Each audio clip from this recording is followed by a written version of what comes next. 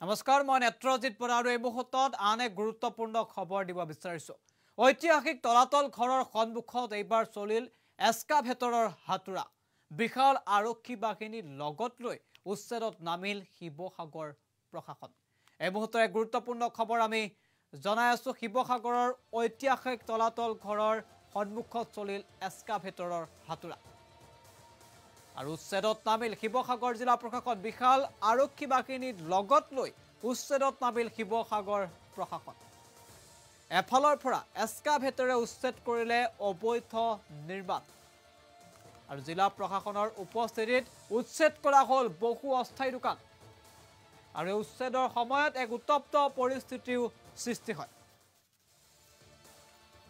তলাতলৰ সমীপত থকা একাংশ স্থায়ী বাসগৃহ উচ্ছেদৰ দাবী উত্থাপন কৰে স্থানীয় ৰাইজে। দীৰ্ঘদিন ধৰি একাংশ লোকে দাবী উত্থাপন কৰি আহিছিল আৰু বাতৰি সম্প্ৰচাৰ কৰা হৈছিল তলাতল ঘৰৰ সমীপত থকা অবৈধ ব্যৱসায়িক প্ৰতিষ্ঠানক লৈ, আৰু অৱশেষত তৎপৰ হৈছে শিৱসাগৰ জিলা প্ৰশাসন।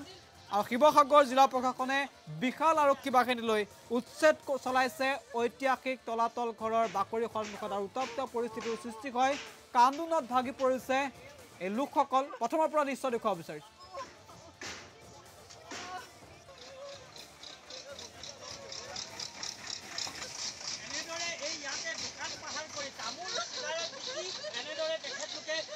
জীৱন অতিবাহিত কৰিছিল আৰু তলাতল ঘৰৰ সন্মুখত তেখেতলোকে আজি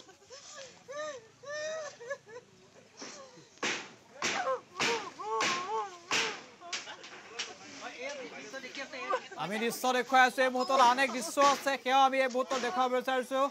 শিৱসাগৰৰ তলাতল ঘৰ, ঐতিহাসিক তলাতল ঘৰৰ সন্মুখত উচ্ছেদ চলাইছে, এস্কাভেটেৰে উচ্ছেদ চলোৱা হৈছে আৰু দীৰ্ঘদিনৰ পৰা বাতৰি সম্প্ৰচাৰ কৰা হৈছিল। একাংশ লোকে অবৈধভাৱে তলাতল ঘৰৰ সমীপত তেওঁলোকে ব্যৱসায়িক প্ৰতিষ্ঠান আৰম্ভ কৰিছিল আৰু অৱশেষত তৎপৰ হৈছে জিলা প্ৰশাসন আৰু তলাতল ঘৰৰ চৌহদত বেদখল উচ্ছেদত নামিল শিৱসাগৰ জিলা প্ৰশাসন।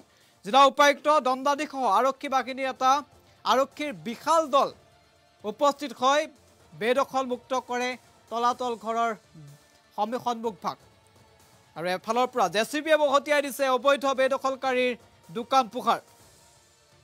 এই অভিযানৰ একাংশই বিৰোধিতা কৰা পৰিলক্ষিত হ'ল। প্ৰশাসনক কিছু সময় প্ৰদান কৰিবলৈ আহ্বান জনাইছিল একাংশ লোকে, কিন্তু একে সময়তে প্ৰশাসনে অস্থায়ী দোকান উচ্ছেদিত কৰাৰ বিপৰীতে একাংশ লোকে এতিয়াও তলাতল ঘৰৰ বাকৰিৰ সমীপত বা তলাতল ঘৰৰ সমীপত স্থায়ীভাৱে ঘৰ নিৰ্মাণ কৰাৰ অভিযোগ উত্থাপিত হৈছে আৰু সেইসমূহ স্থায়ী বাসগৃহ উচ্ছেদ কৰিবৰ বাবে দাবী উত্থাপন কৰিছে স্থানীয় ৰাইজে।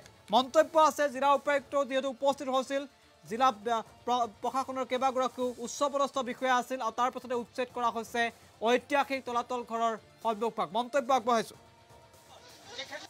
আমি বিগলাচী থানাই আজি বিভিন্ন সময়ত বহুত আগৰ পৰা আমি অবৈধ বেদখলসমূহ উচ্ছেদ কৰিব আমি দাবী জনাই আহিছোঁ। গতিকে আজি প্ৰশাসনে ইয়াত উচ্ছেদ চলাবলৈ আহিছে, আমাৰ ক'বলগীয়া একো নাই। কিন্তু আমাৰ মূল কথাটো হৈছে যে আজি শিৱসাগৰত মানে বিভিন্ন ঠাই আছে, বিভিন্ন পুঁজিপতি আপোনাৰ বনিয়া আছে, যিবিলাকে আপোনাৰ প্ৰাচীন কীৰ্তিচিহ্নসমূহৰ মাটি দখল কৰি তেওঁলোকে ব্যৱসায় চলাই আছে। আজি আপুনি টাউনলৈ চাবলৈ আপুনি যমুনা বেদখল কৰিছে। যদি আজি প্ৰশান্তি ৰেষ্টুৰেণ্টখন কথা যদি ক'বলৈ যাওঁ, প্ৰশান্তি ৰেষ্টুৰেণ্টখন এতিয়া বনাওঁতে এটা গড় কাটি আমাৰ ঐতিহ্যপূৰ্ণ এটা গড় কাটি সেই গড়টো কাটি তাত পকি আপোনাৰ খুঁটা দি ফেঞ্চিং দিলে। তেতিয়া সেই সময়তো আমি প্ৰশাসনক কৈছিলোঁ যে এইটো কাম বন্ধ কৰক, কিন্তু প্ৰশাসনে নকৰিলে।